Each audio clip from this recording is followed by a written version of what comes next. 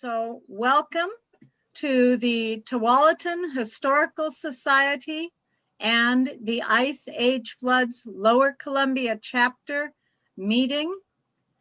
And the first thing I would like to do is to introduce Ross Baker, President of the Tualatin Historical Society. Thank you, Sylvia.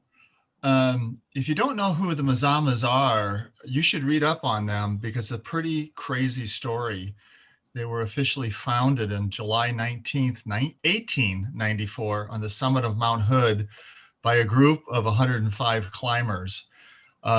We like to think of ourselves as adventuresome at the Tualatin Historical Society, but I can in no way imagine us at the top of Mount Hood doing anything.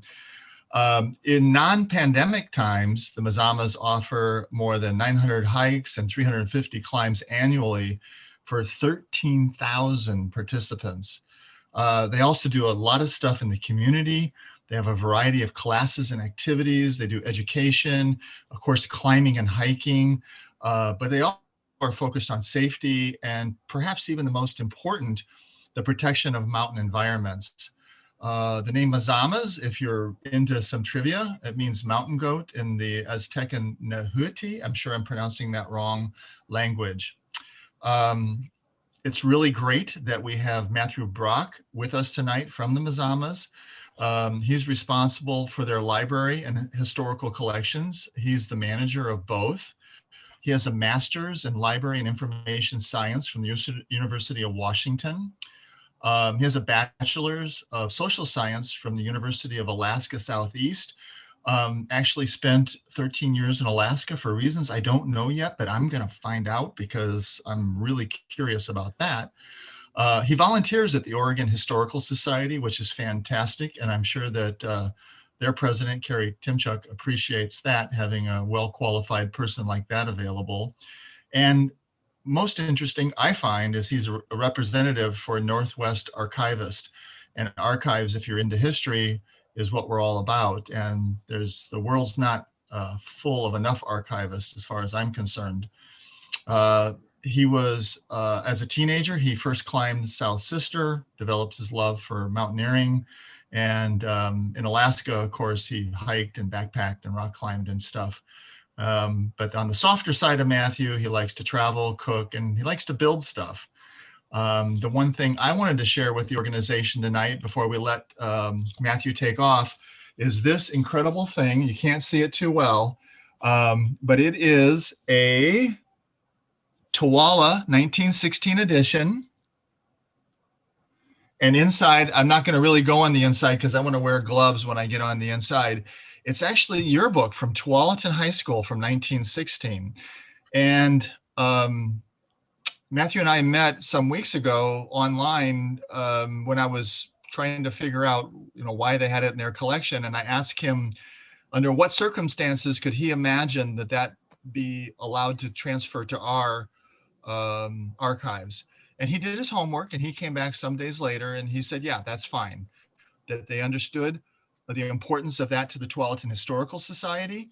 It belonged actually to a very important person in their organization and their history, but he appreciated the merits of it being under the care of us as opposed to being in their library. And for that, I'll be forever thankful to Mathew. And so Mathew, with that, I'm going to be quiet and let you get this show on the road. All right. Well, thank you, Ross, and thank you, Sylvia. Thank you to the Tualatin Historical Society and the Ice Age Flood Institute for the opportunity to speak to you guys this evening. As Ross mentioned, my name is Mathew Brock, and I am the Library and Historical Collections Manager for the Mazamas. The story I'm going to share with you this evening spans roughly 20 years, from late 1894 until 1914. My intention tonight is to give you some insight into the early history of the Mazamas. I'll talk about Edward Curtis, as well as his brother Ashasl, and their time with the organization. Along the way, I'll weave in some other well-known individuals, including John Muir, Henry Pittick, and President Theodore Roosevelt. Before we go, I'd like to point out that this photo was taken by Edward Curtis on the Mount Rainier, the Mazama Mount Rainier outing in 1897. It's titled Reflection Lake at the Foot of Tatoosh Range, Mount Rainier. Our story starts with this man, William Gladstone Steele, pictured here on the left. His efforts influenced the story I'm going to share with you tonight. William Steele was born in Ohio in 1854. He lived in Pittsburgh and Oswego, Kansas, before moving to Portland, Oregon in 1872. While living in Kansas sometime around 1870, he first read about Crater Lake, supposedly in a newspaper wrapped around his lunch. That article about a lake hidden in the caldera of an extinct volcano would come to dominate his life and influence much of what he accomplished. After finishing high school, Steele tried his hand at several different occupations, including newspaper publishing, railroad promotion, real estate development, among others, before eventually becoming superintendent of the U.S. Postal Service, overseeing all the mail carriers in Portland. A few years after moving to the Northwest, Steele became interested in mountaineering. In the picture on the right, Steele stands with his leg propped up on the curb in front of his real estate development office around 1891. In 1885, Steele realizes a long-held dream when he visits Crater Lake for the first time. While he's there, he names Wizard Island and leaves in awe of the lake's majestic beauty. He returns to Portland, determined to do all he can to preserve this natural beauty. Steele gets right to work and pushes for legislation barring the proposed development of 10 town sites around Crater Lake. In 1886, he helps organize and lead the U.S. Geological Survey to Crater Lake to map and measure the lake's depth. A year later, in 1887, he realizes another dream when he co-founds the Oregon Alpine Club, the first society of mountaineers in the Northwest. He uses his experience and influence in 1890 to co-sponsor the O'Neill expedition to the Olympic Mountains in Washington State, then a vast expanse of relatively unknown territory outside of the handful of trappers and Northwest Indians that called the land home. Even though he was growing personally and professionally, he and another number of other members of the Oregon Alpine Club had become disenchanted with the direction that it was taking. One member is noted as disliking the, quote, elevator riding, unquote, mountaineers who were subtly changing the focus of the organization. Membership had been extended to, among others, the Oregon Camera Club, canoeists, civic boosters, and tourism promoters. In 1889, Steele assists in a reorganization of the Oregon Alpine Club to try to regain some of its alpine focus. However, his efforts were for naught. By late 1892, the Oregon Alpine Club had declared bankruptcy, even after Steele had gone so far as to sink $1,000 of his own money into the organization in an attempt to try to keep it afloat. Steele and a handful of other Oregon Alpine Club members quietly start meeting to draft a constitution, select a name, and pick a slate of officers for a new organization. Steele's dream of a great mountaineering club comprised of real mountaineers was to be inaugurated atop Mount Hood, and it was decided that climbing a glaciated peak would be a requirement for membership. In March of 1894, they launched their new endeavor with newspaper ads around the West. On the appointed day, over 350 people from all walks of life assembled in the small hamlet of Government Camp, some of them having traveled more than 3 days by horseback or buggy over rudimentary roads, where they set up an army of tents at the foot of Mount Hood. Noted Mazama historian John Scott wrote, despite a formidable thunder and sleet storm which turned back 100 would-be climbers, 155 men and 38 women gained the summit on Thursday, July 19, 1894. The piercing winds soon forced most of these to go below the sleet zone, but 40-odd hardy souls remained to formally organize the Mazamas and elect William Steele the first president. Later, 105 of those climbers signed up as charter members. Thus, from the ashes of the defunct Oregon Alpine Club was born the Mazamas.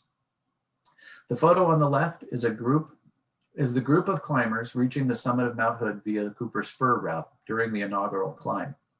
On the right is a photo collage showing the newly elected Mazama members and the officers. It should be noted that the two vice presidents are women and that the female mountaineers have consistently made up between 1/4 and 1/3 of the membership since the organization's inception. According to Martin Gorman, writing in 1896, the mountain goat was chosen as the mascot due to the animal's mountain climbing sure-footedness. In addition, university linguists from both the East and the West coasts were consulted, and they confirmed that the word Mazama was the genus name for mountain goats, antelope, and American deer. The official badge is described as consisting of a circle enclosing a triangle with a dot in the center, with the erect head of a Mazama resting on a scroll bearing the name Mazama surmounting the whole. The triangle with the dot in the center is the conventional symbol for mountain used by the U.S. Coast and Geodetic Survey. The blue in the background represents the sky, while the white the alpine snow. The Mazama motto, which out of respect for the Chinook Indians, I will not attempt to say, loosely translates to "We climb high." The logo has remained relatively unchanged and continues to represent the organization to this day. The Mazamas of 1890s were explorers. The January 28, 1896 Oregonian quotes Steele talking about the ambitious scope of projects in store for the Mazamas. Quote, "The mountains of Washington and Oregon are now unapproachable to tourists. There is no botany of cascade flora, no maps, nor even altitudes of important peaks. All of this is the work for the Mazamas." An early Mazama stood a better than even chance of persevering and summiting a mountain. That was the good news. The bad news? They had to endure days of dog travel just to reach base camp, climbing in what amounted to old clothes and sleeping in improvised sleeping bags made from 2 heavy woolen blankets held together with safety pins. For sustenance, early climbers often relied on oatmeal, prunes, canned beans, bacon, toast, jam, and coffee to fuel them up the trail. When it came to climbing, groups could number upwards of 100 individuals following the leader and being herded up the trail by an individual known as the rear guard. Rope was often just clothesline, crampons were unheard of, and ice axes, if they were around, were a curiosity. More commonly used were handheld alpenstocks, often crafted from the handles of old farm tools and nails. Early instructions to prospective climbers were simple: wear heavy hobnailed boots, 2 pairs of wool socks, bring an extra warm wind and waterproof coat, an alpenstock, and never forget the 4 G's: gloves, goggles, grease paint, and grub. By the way, the grease paint was used to ward off high altitude sunburn. This nasty concoction was mostly a mixture of lamp black and Vaseline. As John Scott notes, it was no trick to put on, but required a Turkish bath and sandpaper to get off. At the first meeting, not held on the top of a mountain, the officers of the Mazamas nominated and elected John Muir, the first honorary member of the Mazamas. Muir was a fitting choice for 2 reasons. He was the type of person many Mazamas strove to be, and he shared a kindred spirit for the preservation of natural wonders. In an article in the 1915 Mazama Annual, published a year after his death, Muir is described as a scholar, scientist, writer, horticulturalist, explorer, nature lover, conservationist, and most importantly, poet. He was all of those things and more. The memorial concludes, quote, "To love the flowered meadows, the white silences of the uplands, the templed groves, and the glacier-scarred domes," unquote, was not only to hold Muir in high esteem, but to gain entry into the world that he spent his life celebrating. Muir was also honored for his work to establish Yosemite as a national park that paralleled the years-long effort by William Steele to establish Crater Lake National Park. Steele and Muir met for the first time in 1888 on an early outing to Mount Rainier, and although the two were only acquaintances, they had common interests and exchanged correspondence for years to come. Their efforts to preserve Crater Lake and Yosemite would parallel and overlap. Both men received early local support, and their campaigns were endorsed by their state's major newspapers. They both gave public lectures to promote their causes, aided by the fact that each was a known climber and an advocate for the scientific study of the mountain environment. In 1890, Steele published his one and only book, The Mountains of Oregon, an anthology of essays on mountaineering and his park proposal. As Stephen Mark notes in his essay, 17 Years to Success, John Muir, William Steele, and the Creation of Yosemite and Crater Lake National Park, the book's title is interesting in light of an acknowledgement that Muir sent to Steele after receiving a copy. Quote, "I thank you for a copy of your little book, The Mountains of Oregon, and congratulate you on the success with which you have brought together in handsome shape such interesting and novel mountain material. Coincidentally, Muir would publish The Mountains of California 4 years later in 1894. Both men would also help co-found two organizations focused on enjoyment of the outdoors, Muir and the Sierra Club, and Steele first with the Oregon Alpine Club, and later and more successfully with the Mazamas. Steele returned to Crater Lake in 1896, leading the Mazamas on their first big outing as an organization. Their second outing, now called the annual outing, would be to Mount Rainier in 1897. Given the difficulty and time required, to say nothing of the logistics of reaching the mountains in the late 1800s, these outings were no small affairs. They often involved upwards of 100 people or more, traveling by boat, train, wagon, or on horseback over several days just to reach the site of their base camp. In addition to climbers, there were cooks and camp porters and wagon loads of supplies that were needed to support the huge party, sometimes for weeks in the wilderness. The outing to Mount Rainier generated nationwide interest in the Pacific Northwest, its mountains, and contributed substantially to the creation of Mount Rainier National Park a year and a half later in 1899. In addition to over 40 Mazamas, a contingent of climbers from California's Sierra Club, the Appalachian Mountain Club, and many eminent scientists rounded out the team. In addition to Steele, other notable members of the outing included owner and editor of the Oregonian newspaper and one of the first people to ever climb Mount Rainier, Henry Pittick, one of the first vice presidents of the Mazamas, and one of the first women to ever climb Mount Rainier, Mrs. Fay Fuller. Also along were Dr. E.W. Young and Mr. and Mrs. Edward Curtis of Seattle. Even though there were other more experienced Rainier climbers on the trip, Steele, Pittick, and Fuller among them, Curtis was selected as a climb leader due to his having spent considerable time on the mountain, climbing and photographing its many changing seasons. Prior to the climb, Curtis is said to have remarked to a friend, quote, "It will be a grand trip, but there are too many inexperienced people in the party, and I fear before we return, some accident will happen which will bathe the trip in gloom." Edward Curtis, seen here on the left with the backpack and satchel in hand, was born in Wisconsin in 1868. Early on, he was interested in photography and cameras. He built his first camera around the time he was in 6th grade. By the age of 17, he was an apprentice to a photographer in St. Paul, Minnesota. By 1887, his family had moved to Seattle, where Curtis had paid $150 to buy a 50% share in an existing photography studio. Within 6 months, he'd left, gained a new partner, and formed a new studio. In 1895, Curtis takes his first portrait of a Native American, Princess Angelina, daughter of Chief Salish of Seattle. Curtis would make a name for himself with his portraits of Native Americans, but his early work was mostly in landscapes, and many of those were taken on the Pacific Northwest's many mountain slopes.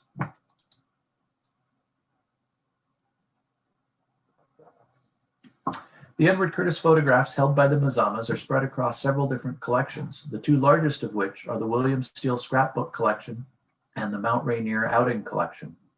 Over the course of his life, Steele accumulated 28 large scrapbooks into which he glued and taped a wide variety of newspaper articles, personal correspondence, flyers, ephemera, notes, and photographs that caught his eye. One of the scrapbooks contains approximately 45 original Curtis prints. On Monday, July 19, 1897, the Mazama party left Portland by train bound for Tacoma. Over the next day, they would travel by train and then again by wagon, camping along the way at Eatonville and Carnahan Ranch before reaching the end of the road at Longmire Spring. This photograph was taken on the journey in, likely outside of Eatonville or near Longmire Spring. This is one of Edward's more stunning photographs of Mount Rainier, taken on the approach. It, along with a dozen other photographs, were later given to the Mazamas by Curtis. From Longmire Spring, the party hiked into Paradise Valley, where they set up their base camp. Curtis spent many seasons on Mount Rainier, climbing and photographing the mountain's many moods and angles. This photograph was likely taken on the hike in. Here we see Curtis playing with light and shadow and movement as the party crossed over the Marshall River. And this photograph comes from Paradise Valley, likely having been taken after they had established base camp and the party had gone out for conditioning hikes and exploring. Curtis captured this photograph of the Mount Rainier outing base camp. Not only can you see the mess hall and the mess hall tent in the background, but it also gives insight into what conditions were like to go camping in the 1800s. Here's a nice view of some of the accommodations at base camp. These canvas wall tents were common during the annual outings. You can see a stove chimney pipe poking out of the tent roof on the left. As the party explored Paradise Valley, Curtis captured 2 views of the falls at the head of the valley.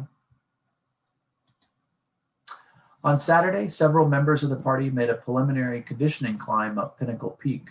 Curtis took this great photograph of Rainier as seen between the crags atop Pinnacle Peak.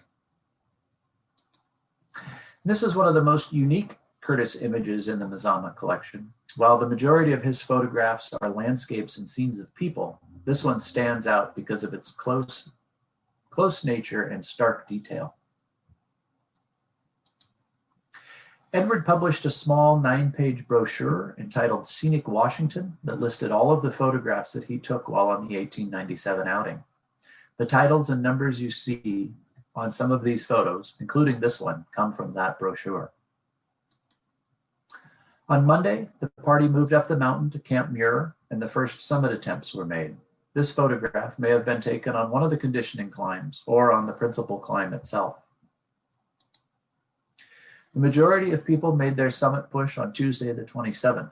This photograph was most likely taken as part of the principal climb as the party reached the Stevens Glacier.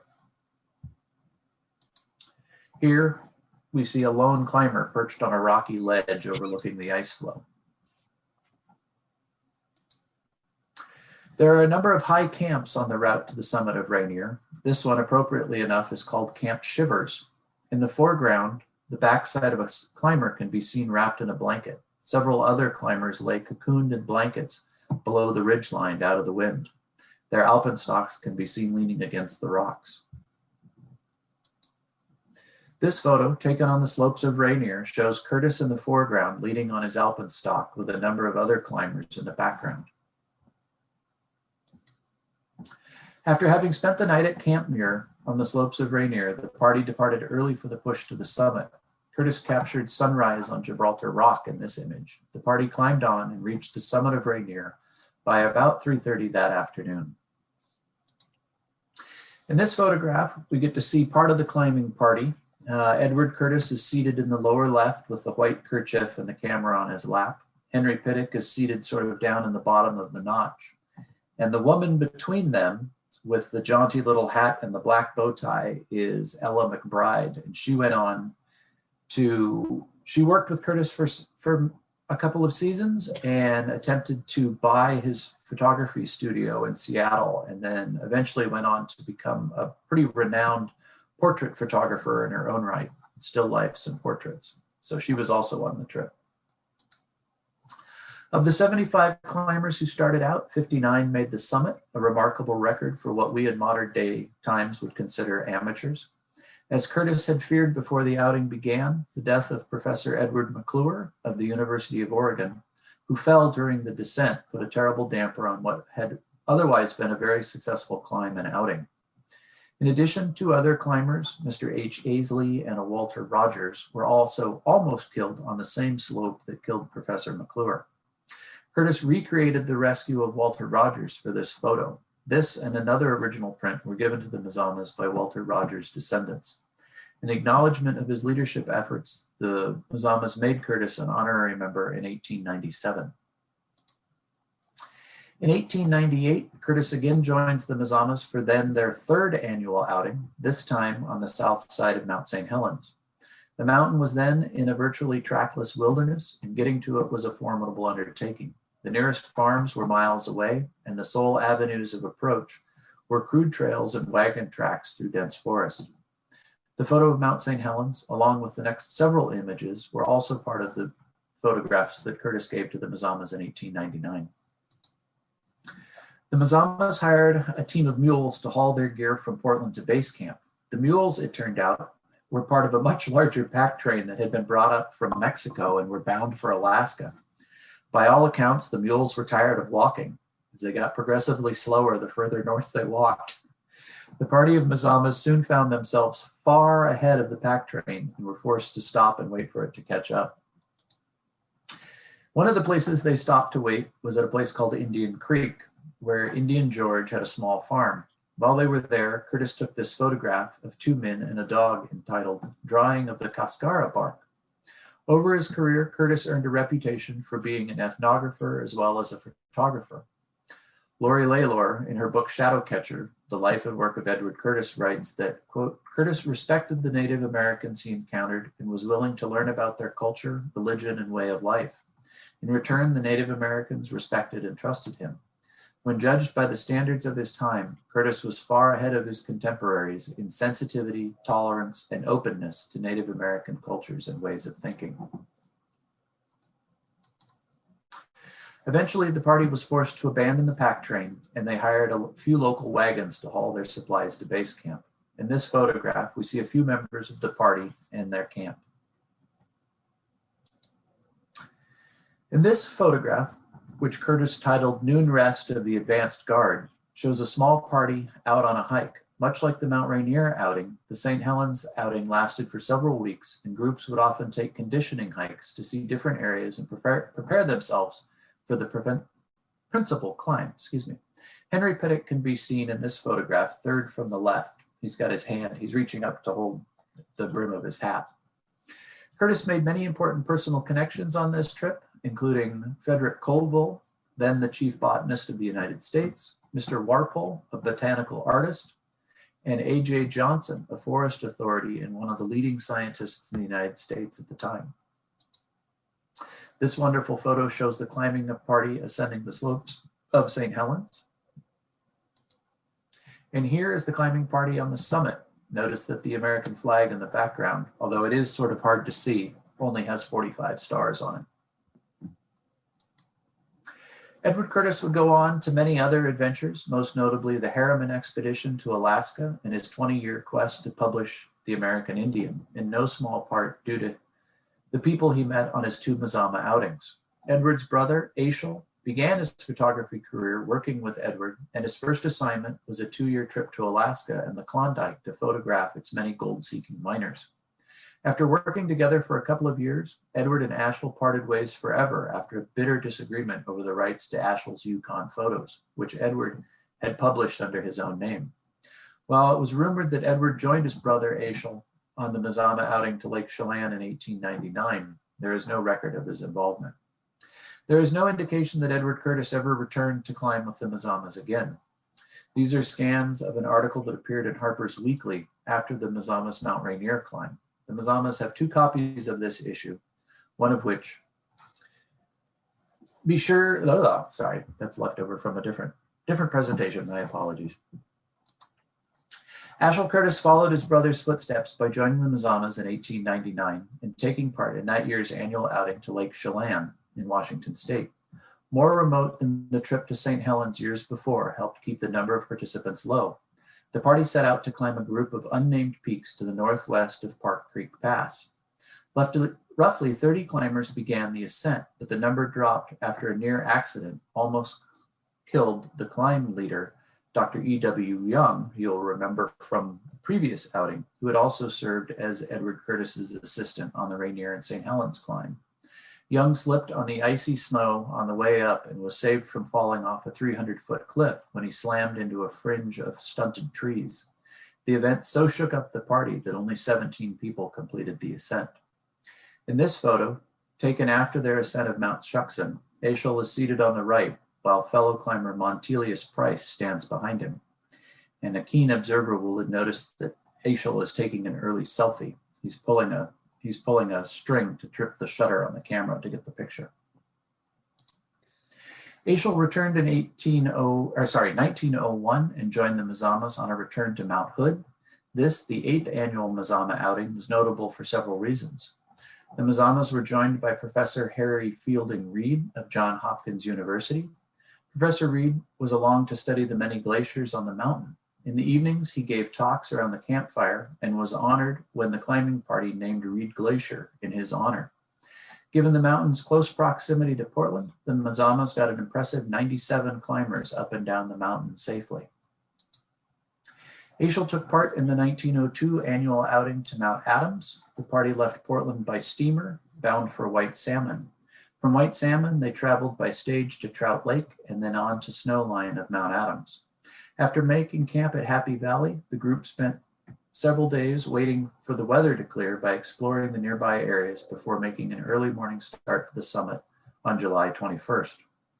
After 7.5 hours of, quote, unrelenting and unpitying steepness, unquote, the group reached the summit amid a bitter wind and a chilling mist that turned back several immediately. Those that remained were treated to a transformative scene that would remain, quote, the most striking of their mountain experiences, unquote. In an instant, one wrote, the fog parted asunder, the cloud cap burst into shreds, and the stupendous mountain outline and wild blue plains began to be visible through the rents, unquote. Within minutes, they could see Hood, Jefferson, and the Three Sisters, all as clear as if they were but a dozen miles away. The Mazama annual outing of 1905 was one of the largest yet for the young organization. In addition to the 51 Mazamas, they were joined by 58 climbers from California's Sierra Club. Ashasl, this time having moved to California, had switched to the Sierra Club, where he is listed as one of the 4 climb leaders for their group. The Sierra Club broke a record on the day of the climb by putting the largest party ever to reach the summit in one day. By all accounts, the two groups had a grand time, exchanging good-natured taunts and raiding parties between their respective camps, while sharing guiding responsibilities and gear over their 2 days spent on summit climbs. The Mazamas have none of Ashasl's photographs from the 1905 outing, unfortunately. This photograph of 5 dapper Mazamas is from the Kaiser collection.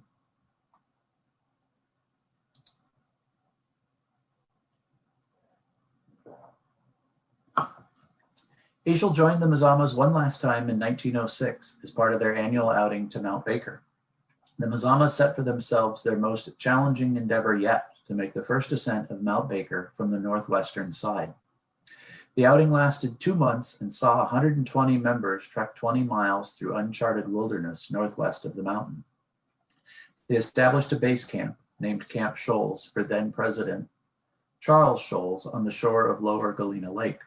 From the camp, the party undertook scientific investigations of the sulfur caves, steam vents, and an inventory of the flora of the northwest slope.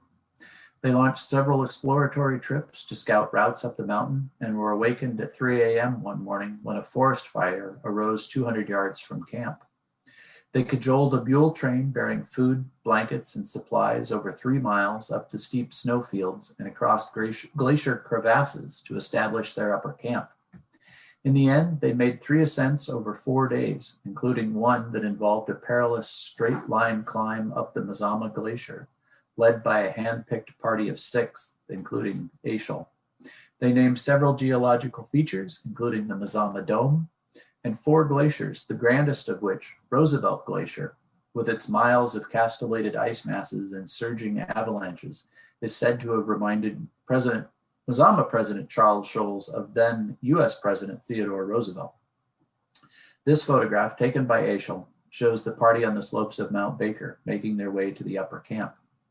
Over their careers, Edward and Ashasl's choices of subjects became increasingly different, where Edward spent years documenting the traditional lifeways of Native American Indians, Ashasl focused on photographing Washington State's natural resources, industries, cities, towns, historic events, and its growing population. That same year, the Mazamas would nominate President Theodore Roosevelt for honorary membership a second time. The first time they nominated him in 1905 because of his, quote, lifelong interest in mountains, forestry, natural scenery, and particularly for his interest and assistance in creating Crater Lake National Park. When Roosevelt signed the legislation creating Crater Lake National Park in 1902, it marked the end of a 17-year effort by William Steele, who considered it his greatest achievement. Roosevelt had been a key figure in the adoption of the park, as he had influenced the House of Representatives to debate the Crater Lake legislation. Unbeknownst to Roosevelt, his secretary declined the Mazamas' first invitation. A few months later, in February of 1906, Roosevelt accepted honorary membership in the American Alpine Club. The deeply offended William Steele fired off a letter to the president asking why he'd accepted the American Alpine Club's offer but declined the Mazamas. A series of contentious letters flew back and forth between Washington, D.C. and Portland. Once it became clear that Roosevelt was unaware of the initial nomination and its subsequent rejection, the president apologized for the misunderstanding and accepted the Mazamas' offer. The Mazamas renominated him in August 1906, an action that prompted a still upset and offended William Steele to resign his membership. Several years passed as the Mazamas debated the issue, and Mazama President Charles Sholes tried to soothe Steele's bruised pride. The Mazamas eventually made Roosevelt an honorary member in 1913. As a thank you, he sent along this photo of himself with one of his hunting trophies from his great African expedition in 1909. William Steele would not rejoin the Mazamas, the organization he founded until 1921. He would remain a member until his death in 1934. In their first 20 years, from 1894 to 1914, the Mazamas mounted successful climbs of Mountains Hood, Jefferson, Adams, St. Helens, Rainier, Baker, Shasta, Glacier Peak, Three Sisters, many of them multiple times. They organized and printed the Mazama Annual, and later in 1928, a monthly bulletin, both publications that continue to this day. They sent scientific expeditions to measure the elevations of Rainier and St. Helens, as well as to document the geology, ecology, glaciology, and meteorology of the majority of Northwest peaks. The organization was honored with the naming of Mount Mazama, the extinct volcano whose crater cradles Crater Lake. They named Mount Sahali from the organization's Chinook Indian motto, and in their first conservation project, lobbied successfully to save the Cascade Range Forest Reserve from public sale. What began as William Steele's dream of a new mountain club with 105 members on the summit of Mount Hood has grown over the last 126 years into an organization 3,600 members strong. Currently, as Ross pointed out, we lead roughly somewhere between 900 and 1,000 hikes a year, about 300 climbs. Those numbers are off a little bit because of the pandemic. Obviously, we haven't been able to do that, but on average, that's what it is. We continue to provide educational opportunities across a wide variety of areas, and we continue to fund scientific and conservation activities. The Mazamas Librarian Historical Collections are honored to have the Curtis brothers' photographs as part of our holdings. Together, their images give life to the early days of the Mazamas and to the early history of mountaineering in the Northwest. I hope you all have enjoyed this short journey through our history as much as I have enjoyed sharing it with you. Thank you.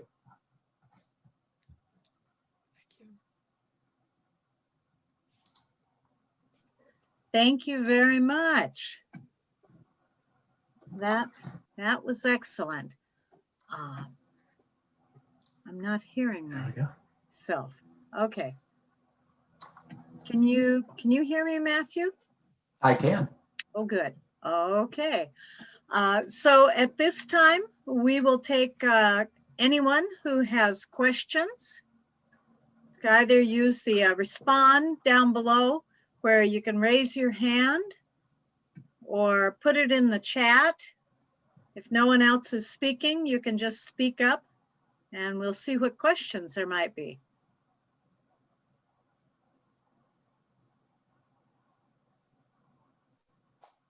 Make sure and unmute if you're going to ask a question. I have a question, Sylvia.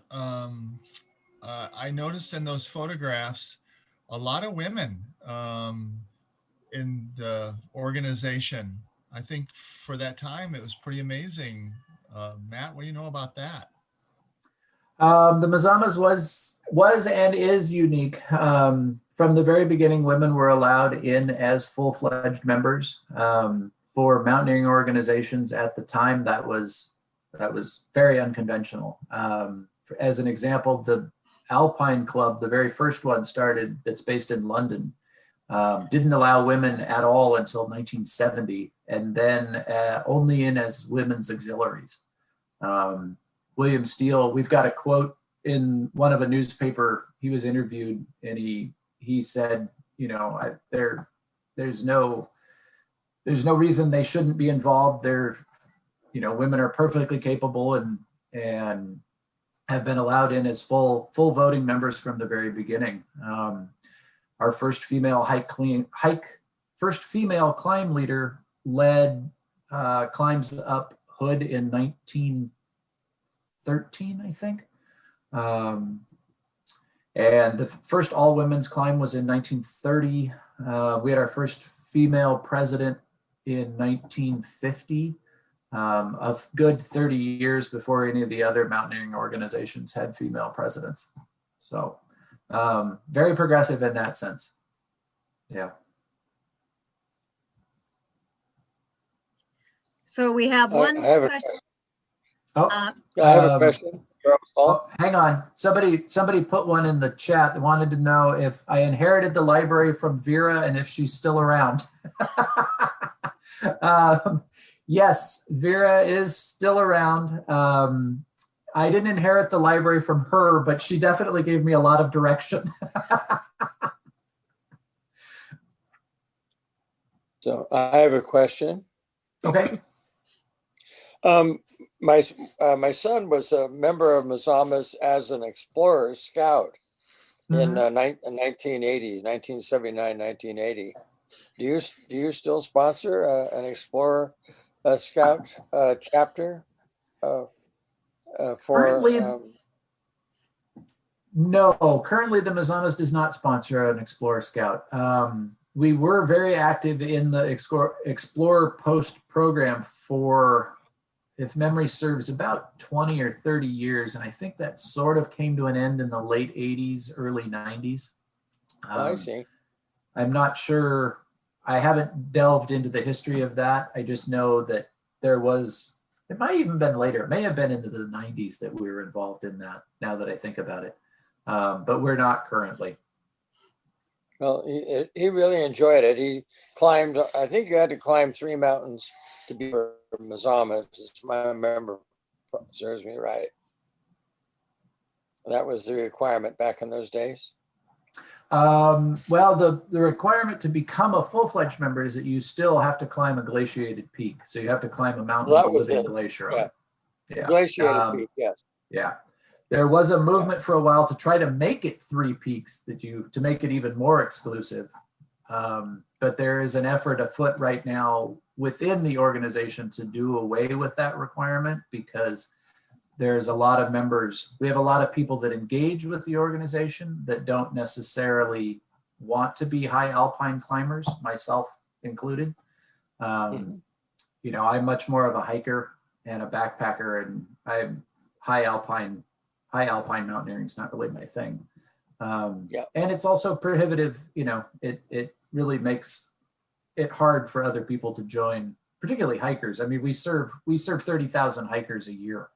And if they're not interested in climbing the glaciated peak, then it's a huge barrier to entry to get involved with the organization. Okay, we've got a couple more questions in the chat. So do you see those, Matthew? Yes. Can you talk more about conservation efforts, especially in the later 20th century? Yeah, absolutely. The very first conservation effort started with Steele, and that was his efforts to preserve Crater Lake. They went on to help preserve what eventually becomes the Willamette National Forest. They pushed very hard to keep, there was an effort, I can't remember exactly when, to shrink the size of the Olympic National Park in Washington. The Mazamas really fought against that to keep it from, they were going to try to shrink it. The Mazamas actually tried to expand it a little bit, if memory serves me correctly. And then they've also fought pretty hard against several different efforts to put gondolas and tramways up Mount Hood and Mount Rainier and Mount Adams, I think. So those have been some conservation efforts. And then more recently, we do a lot of funding. We give out a lot of conservation grants. There's been a lot of work done out in Eastern Oregon, removing fences, wildlife or wild range rehabilitation, some work done on the Oahe, sort of non-mountaineering related stuff, but definitely conservation in conservation efforts for sure. Let's see, other questions. There was, noticed that women wore skirts. When did that end? We have a fantastic photo in the collection of a group that was sort of breaking barriers, and everybody in the photo, men and women, and I think this is in the 30s, went hiking in shorts. And apparently that was like very controversial at the time. But it starts to end sort of around there. You start seeing, it's really interesting because women on these outings, what you see is women in pants, when in town and, you know, in proper society, they were still required to wear dresses or skirts, but out in camp and climbing, they were, you know, they sort of got away with wearing pants or bloomers. So that it slowly starts to change. But the 30s is, I think, when you really start to see the skirts drop away and women start wearing even shorts climbing, which was pretty scandalous at the time. What are the current membership requirements? The current membership requirement is you still have to climb a glaciated peak to become a member. But as I mentioned, there is a movement afoot to try to change that, to try to get rid of that.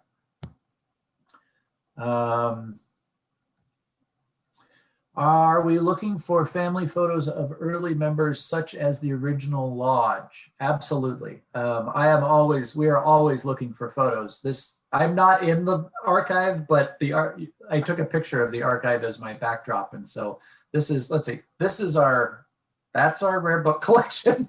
This is our part of our archive. And we have well over 1 million photographs in our collection, not counting digital. That's just print images. So yes, we're always looking for photographs, particularly mountaineering and lodge photos. Yeah. If you've got interior shots of the original lodge, that is very rare. There are very few photographs of the inside of the lodge. Scott says Scott has a comment. Where are you, Scott? Absolutely great talk. I totally enjoyed it. I've been a member of Mazamas for 25, 30 years. But as a professor at Portland State, you guys support so many students and doing research in the mountains. I just think that the Mazamas, it's something that people don't realize, the amount of money that you put into supporting gathering data for all of the mountains. And then your collection that you've got there is just phenomenal too. I totally enjoyed your talk tonight. So thank you. Oh, thank you. Thank you. Yeah, the Mazamas, I mean, obviously as mountaineers, they spend a lot of time on mountains. We did some of the very first glacier research in the area. And that collection gets used by the glaciology and the geology department at Portland State all the time.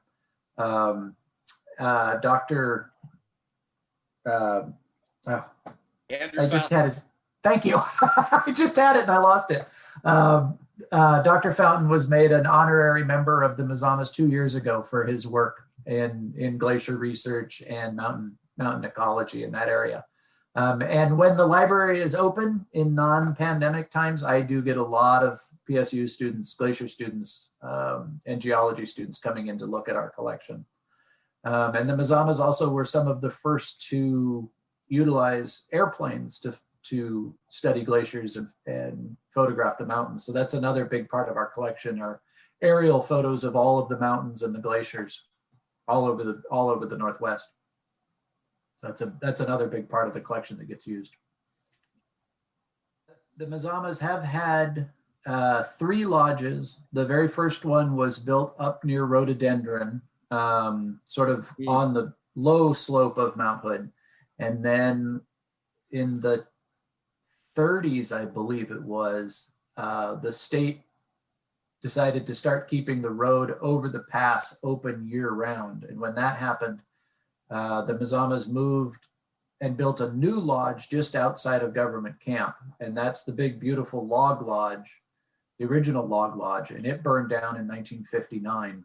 and that was a huge loss. I mean, it was a beautiful building, and I have, I think, 3 photos of the interior. So we have nobody now knows what it looks like, what it looked like inside. And then after that one burned down in 59, they built the current lodge, which is still there on the same foundation. And it's still outside of Mount Hood, just up the road from Government Camp. In fact, on the way, if you're driving up to Timberline, it's about 50 yards up when you come off of the highway and you headed up, there's a very small little sign on a tree that says Mazama, and it points into the woods. And that if you take that road, it takes you to the lodge. It's sort of nestled back in the trees. Yep. Any other questions?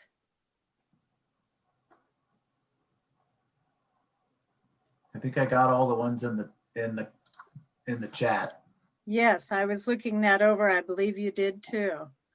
So thank you so very much. Let's give them a hand or a thumbs up, whichever you do.